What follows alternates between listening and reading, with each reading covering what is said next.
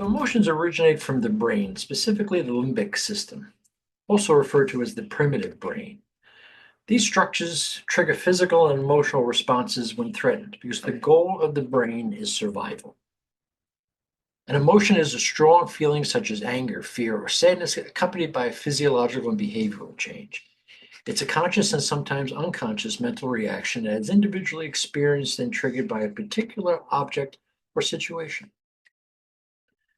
Think of yourself surviving as an animal living in the jungle. I think it's fair to say the lion would represent a stimulus, leaving you no time to consciously think about a reaction. The appropriate response would be survival. These survival instincts trigger the limbic brain not to think and reason, but rather to react in order to survive. In fact, our limbic brain's physical and emotional responses have not changed much in thousands of years. However, the brain's frontal lobe has evolved.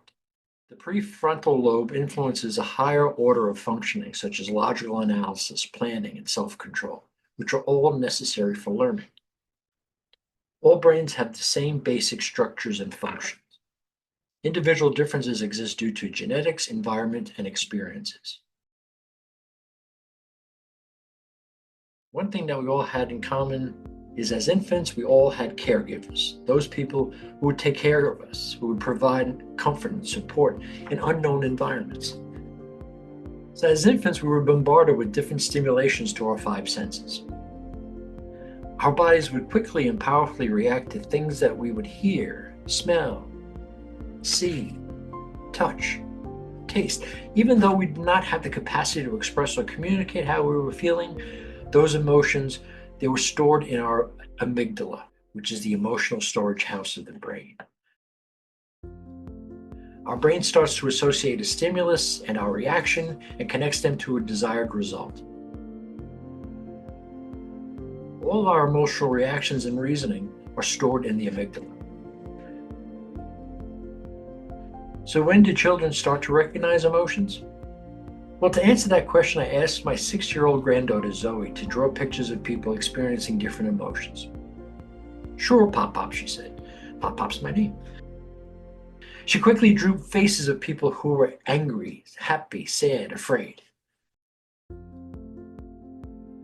Then she said something I found interesting. Then she said, "Can I draw what it feels like when I'm having a bad day?"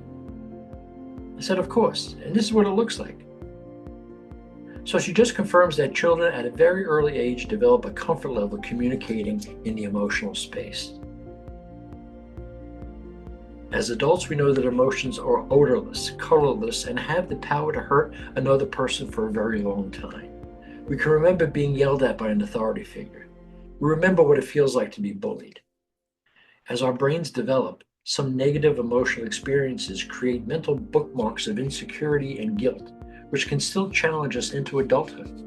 These experiences are often the basis of low self-regard. However, we find the emotional resiliency to continue by creating our own self-image, our own bubble.